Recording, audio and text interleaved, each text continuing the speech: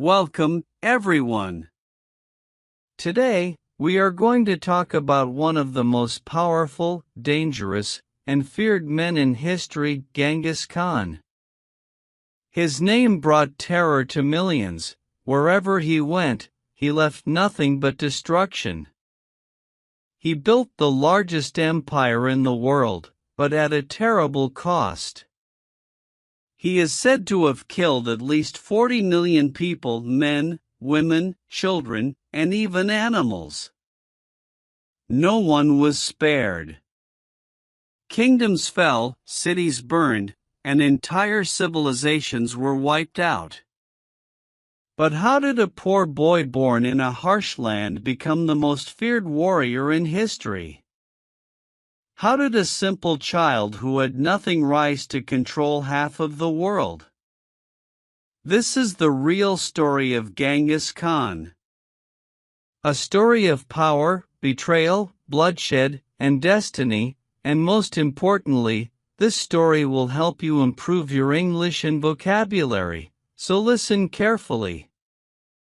If you read this aloud, your pronunciation and fluency will improve. Reading helps you understand past tenses and sentence structure.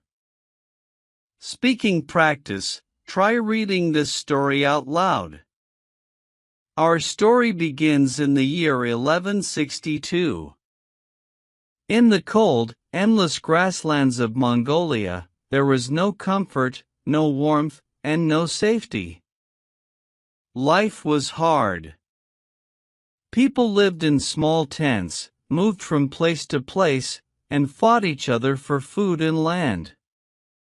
In this brutal world, a boy was born. His name was Temujin, the boy who would one day be known as Genghis Khan. His father, Yesige, was a tribal chief and a strong warrior. When Temujin was born, his father had just defeated an enemy leader named Temujin Yuge. As a tradition, he named his son after the defeated enemy to show that he had power over him. Temujin was not born into peace, he was born into war and blood, and from the moment he opened his eyes, he had to fight to survive. The Mongolian plains were merciless. There were no cities, no schools, no hospitals, only open land, violent tribes, and freezing winters. If you were weak, you died. If you were strong, you fought. Temujin grew up in a small family tent, living with his parents, his 3 brothers, his sister, and his half-brother. They had very little food, only drinking horse milk and eating wild animals when they could catch them. But there was one rule in Mongolia: if you are strong, you lead; if you are weak, you die. And this rule would soon change Temujin's life forever. One day, when Temujin was around 9 years old, his father, Yesugei, was poisoned by enemies. Yesugei had made the mistake of eating food given by a rival tribe. As soon as he ate, he fell to the ground, coughing blood, his body shaking. He knew he was dying. He looked at his son, Temujin, and said, "Son, you must be strong, you must never trust anyone. If you are weak, they will kill you." And with those last words, his father died. Temujin, his mother, and his siblings were now alone. They were abandoned by their own tribe. Their own people betrayed them. Temujin's mother, Holun, was a strong woman, but no one wanted to follow a widow and her small children. The tribe threw them out, leaving them to starve. Temujin, his brothers, and his mother were now beggars. They lived in the wild, eating rats, birds, and even insects to survive. The Mongolian winters were deadly. The cold was so intense that their fingers would turn blue and their lips would bleed, but Temujin never forgot his father's words, "You must be strong." And one day something happened that would change him forever. Temujin had an older half-brother named Bektor. As the eldest, Bektor thought he was in charge. He would steal food from the family, taking the best meat and leaving the rest to starve. Temujin hated him. One day, as Bektor once again took their food, Temujin's anger exploded. His eyes turned dark, and his heart became stone. He picked up a bow and arrow, aimed it at his brother, and shot him dead. His own blood spilled onto the ground, but Temujin felt no regret, no sadness. He looked at the lifeless body of his brother and said to himself, "If I want to survive, I must kill. If I want power, I must take it." That day, Temujin became a warrior. At the age of 15, Temujin was captured by an enemy tribe. They tied him with wooden shackles and treated him like a slave, but Temujin was not an ordinary boy. He waited for the perfect moment. One night, when the guards were asleep, he saw an opening. He grabbed a wooden club, smashed the guard's skull, and escaped into the night. Barefoot, bleeding, and weak, he ran through the freezing Mongolian plains. The wind cut his face, and his breath was short, but he did not stop. When he finally returned to his mother, he whispered to her, "Mother, I will never be weak again. I will build my own tribe. I will take my revenge." From that moment, Temujin's real journey began. Temujin had escaped from his enemies, he had killed his own brother, he had survived hunger, cold, and betrayal, but he was still alone. He had no army, no power, and no tribe, but he had something more important, a dream. He wanted to unite all the Mongolian tribes and become the most powerful leader in history, but before he could rule, he had to fight, suffer, and prove himself. Temujin knew that he could not win alone, he needed strong warriors, he needed people who would stand by him. One day he met a young warrior named Jamuka. They were the same age, both smart and strong. They became blood brothers, a Mongolian tradition where two people mixed their blood and promised to be loyal forever. Jamuka and Temujin trained together, hunted together, and dreamed of ruling together, but fate had other plans. At the age of 16, Temujin got married. His wife's name was Borte. She was beautiful, smart, and strong, just like him. Borte believed in Tajin. She told him, "You are different from other men, you are destined to be great." Her words gave him strength, but their happiness did not last long. One night while Temujin was away, a rival tribe called the Marits attacked his camp. They burned the tents, stole the horses, and kidnapped Borte. When Temujin returned, he found everything destroyed, his wife was gone. He fell to his knees and clenched his fists. His heart burned with rage. "I will find you, Borte," he whispered, "and I will destroy those who took you." Temujin needed help. He went to his old friend Jamuka and another powerful leader, Genghis Khan. "Fight with me," Temujin said. "Help me save my wife," they agreed. With an army of 20,000 warriors, they rode across the Mongolian plains. They found the market and attacked. The battle was brutal. Arrows flew through the sky, swords clashed, and men screamed. Temujin fought like a wild beast, cutting down anyone in his path. The Merkits were defeated. Temujin killed their leader and took back Borte. When he saw her, his heart softened. She ran into his arms and whispered, "I knew you would come." But Borte had a secret: she was pregnant. Temujin did not know if the child was his or the market leader's, but he accepted the baby as his own. His family was together again, but this war was only the beginning.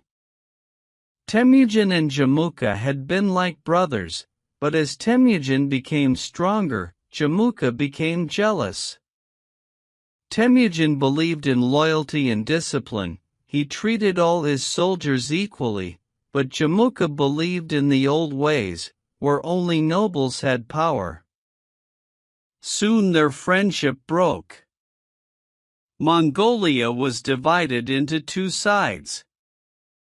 Temujin's army, those who wanted change, and Jamuka's army, those who wanted the old ways. The two former brothers now became enemies. In 1186, the two armies met. Temujin had 20,000 warriors, and Jamuka had 30,000. The battle was bloody.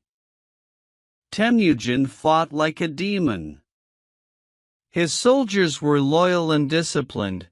They moved like a single force, attacking fast using strategy.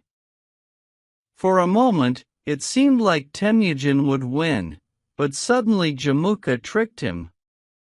He sent thousands of warriors to attack from behind. Temujin's army was trapped. They lost Temujin and escaped, but 10,000 of his men were captured. Jamuka did something horrific. He tortured them. He boiled his enemies alive, broke their bones, and beheaded them. This was a mistake. The Mongolian people saw Jamuka's cruelty and began to fear him. Many left his side and secretly joined Temujin. Temujin learned from his defeat. He swore, "I will never lose again," and this time he would return stronger. Temujin changed the way Mongolian warriors fought for loyalty over blood. Before, only nobles could be generals. Temujin changed this. He said, "It does not matter who your father is, if you are strong and loyal, you will lead." This made common warriors love him. Discipline and unity. Mongols used to fight in small groups. Temujin changed that. He organized his army in units of 10, 100, 1,000, and 10,000. They fought as one, speed and fear. Instead of fighting face-to-face, Temujin trained his men to use fast attacks, trickery, and terror. He turned his warriors into an unstoppable force, like a pack of wolves, and soon he would use them to take revenge. Years later, Temujin returned. This time he had an unstoppable army. Jamuka's army was not loyal. Many of them betrayed him and joined Temujin. Jamuka had no escape. His own men captured him and brought him to Temujin. Everyone expected Temujin to torture him just as Jamuka had tortured his men, but Temujin did something shocking. He looked at Jamuka and said, "You were once my brother. I will not make you suffer." Then he ordered a quick and painless death for Jamuka. The Mongolian tribes saw this mercy, and they respected him. For the first time, all of Mongolia began to unite under one leader, Temujin. In 1206, the Mongolian tribes gathered together. They chose Temujin as their great leader. They gave him a new name, Genghis Khan, which means universal ruler, but Genghis Khan did not want to rule just Mongolia. He looked beyond the horizon and whispered, "The world shall be mine," and with that, the greatest conquest in history began. Genghis Khan knew that the richest land near Mongolia was China. The Chinese kingdoms were powerful but divided into different dynasties. Xia Dynasty, Western China; Jin Dynasty, Northern China; Song Dynasty, Southern China. Genghis Khan decided to attack the Jin Dynasty first because they had insulted him before. When he was a young leader, he sent a message to the Jin Emperor asking for trade, but the Emperor replied, "You are just a barbarian, you are nothing compared to us." Genghis Khan never forgot insults. He waited years for the right moment. In 1211, Ghazan and his army of 100,000 warriors attacked the Jin dynasty. The Mongols moved like a storm, burning villages, cutting off food supplies, and using terror to make people surrender. By 1215 they reached Beijing, the capital of Jin, but the city had huge walls, and Mongols were not used to attacking walls, so Genghis Khan changed his strategy. He blocked all food supplies so people inside the city starved. He used Chinese engineers to build siege weapons. He sent spies to create chaos inside the city. After months of suffering, Beijing surrendered. Genghis Khan and his warriors entered the city like gods. Some say that over 1 million people were killed in the attack. The Mongols burned Beijing to the ground. This was Genghis Khan's message to the world: no one insults the Mongols and survives. After destroying the Jin dynasty, Genghis Khan wanted to expand westward. At that time, Khwarezmian Empire, modern Iran, Turkmenistan, and Uzbekistan, was one of the richest empires in the world. The Khwarezm Shah ruled over millions of people. Genghis Khan did not want war, he wanted trade. He sent 500 Mongolian merchants to the Khwarezm Shah with a message: "Let us be partners. Mongolia and Khwarezm will trade in peace." But the Shah made a terrible mistake. He killed all the merchants and sent their heads back to Genghis Khan. This was a declaration of war. Genghis Khan was furious. In 1219, he sent an army of 200,000 Mongols to destroy Khwarezm forever. The Mongols moved with lightning speed, using their famous horse archery and hit-and-run attacks. The Shah tried to fight back, but the Mongols were too fast, too disciplined, and too ruthless. The most powerful cities of Khwarezm, Samarkand, and Bokhara fell in days. Before burning Bokhara, Genghis Khan stood in front of the people and said, "I am the punishment of God.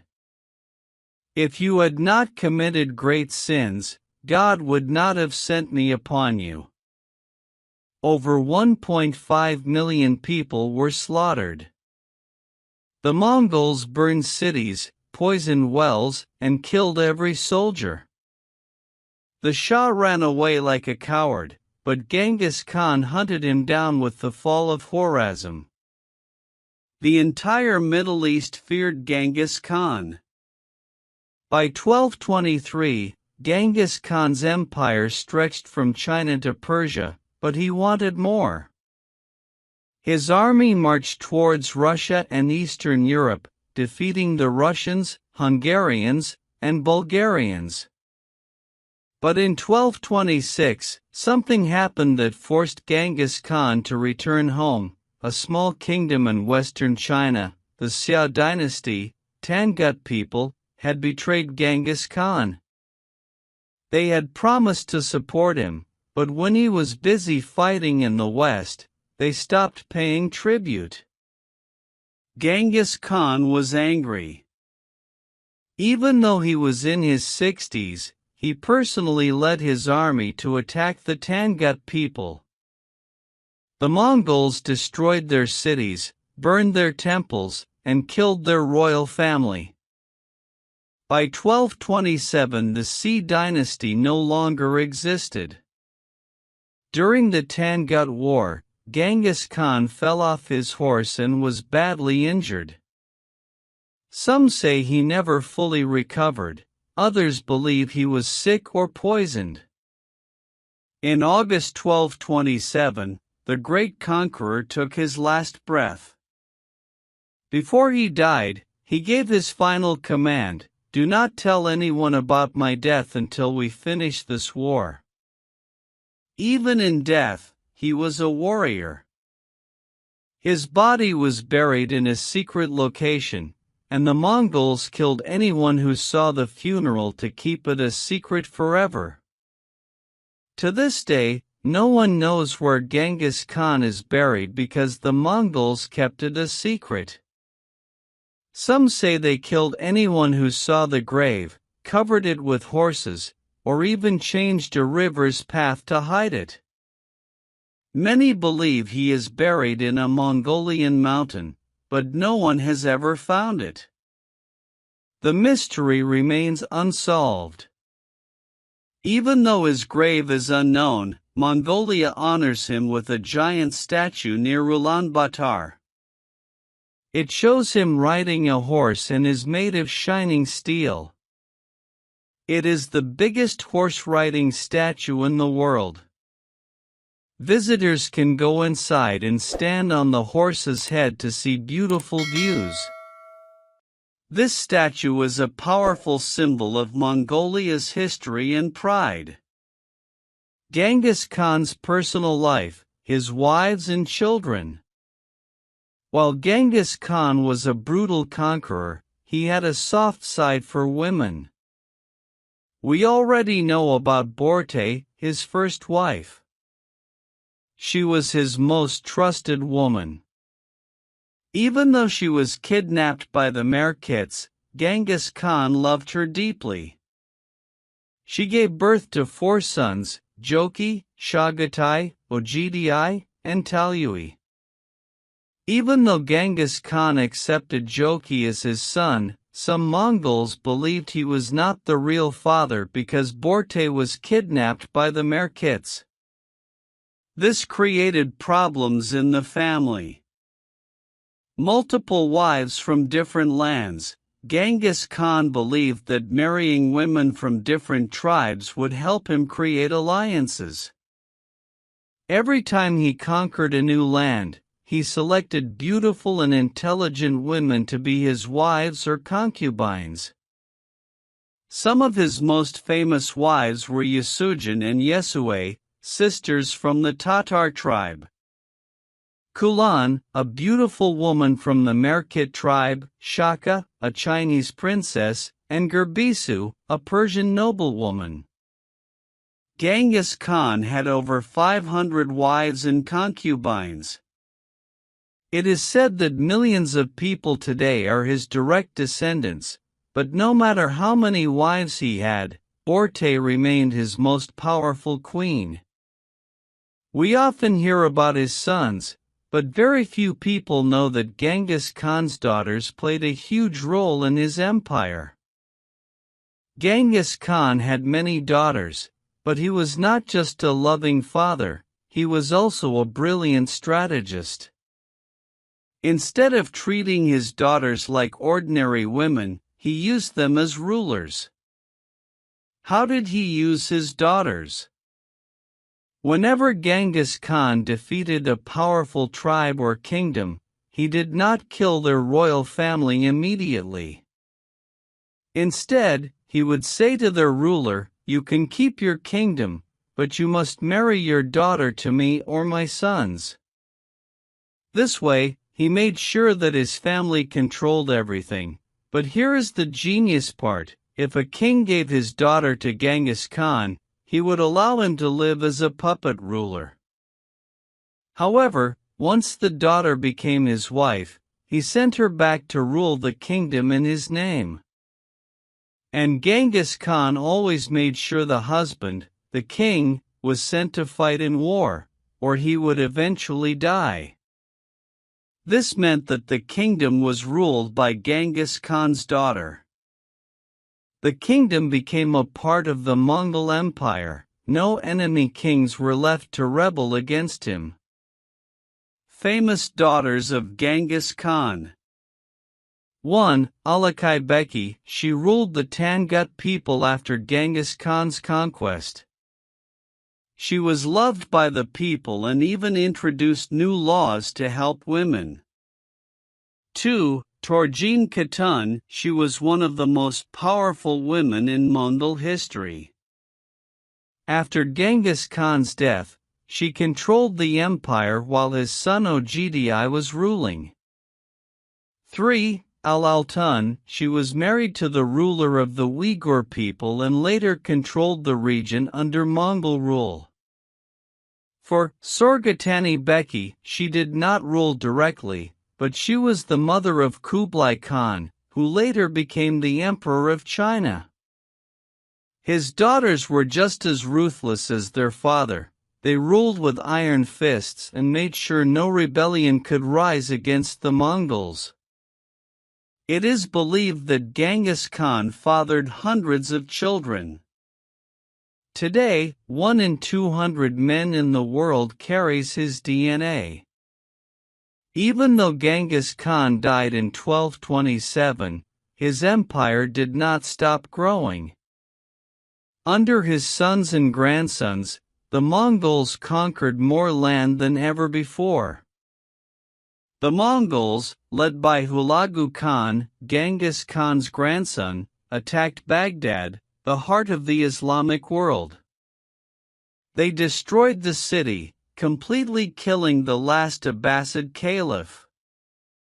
This was the end of the Islamic Golden Age. The Mongols, led by Bata Khan, attacked Russia, Poland, and Hungary. In 1241, they won the Battle of Legnica, defeating a combined European army. The Mongols were ready to invade Germany and France, but suddenly Ogdi Khan died, and they had to return to Mongolia. In 1271, Genghis Khan's grandson Kublai Khan became the emperor of China. He created the Yuan dynasty, the first foreign dynasty to rule all of China. He moved the capital to Beijing and ruled in a more civilized manner. Even though Genghis Khan was a ruthless conqueror, he also changed the world forever. 1. The largest empire in history. His empire stretched from China to Europe, covering 22% of the world's land. No one before or after him has ever ruled such a large territory. 2. The Silk Road and global trade. He reopened the Silk Road, making trade between China, the Middle East, and Europe easier. Because of Mongol rule, Marco Polo and other Europeans could travel to China. 3. Religious tolerance. Genghis Khan allowed all religions to exist. He protected Buddhists, Muslims, and Christians in his empire. Unlike other rulers, he did not force people to change their beliefs. For a new system of laws, he created the Yasa Code, which was a strict law system. His laws were fair but brutal, ensuring order in his massive empire.